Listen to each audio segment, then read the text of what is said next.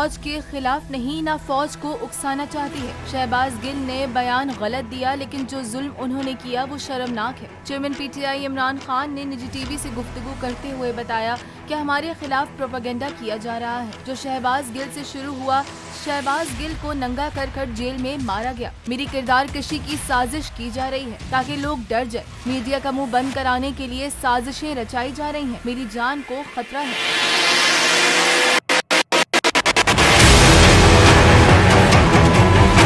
साबिक वज़ीर आज़म ने प्रोग्राम में बात करते हुए कहा कि तोशाखाना और पार्टी फंडिंग के केस अहमकाना है। चीफ इलेक्शन कमिश्नर ने हमारे खिलाफ फैसले दिए जिसे अदालत ने कल अदम करार दिया। चीफ इलेक्शन कमिश्नर एक बुज़दिल शख्स है।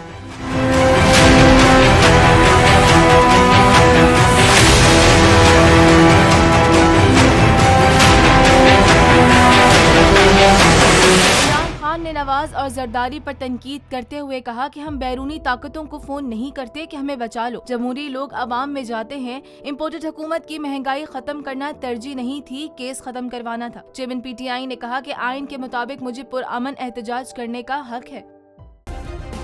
सब्सक्राइब करें और बेल दबाएं ताकि कोई खबर रह न जाए।